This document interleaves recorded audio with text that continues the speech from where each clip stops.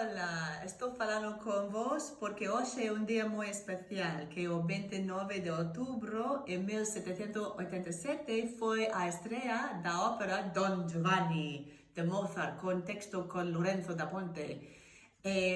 A historia de Don Giovanni é unha historia moito máis antiga que a ópera, aunque a ópera ten casi 300 anos.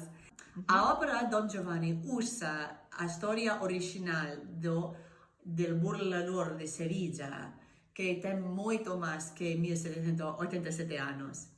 O momento máis importante da ópera é cando o commendatore sube do mundo seguinte e trae Don Giovanni con él a inferno. Pois pensamos en isto esa semana, que todas as cosas moi espantosas. Chao!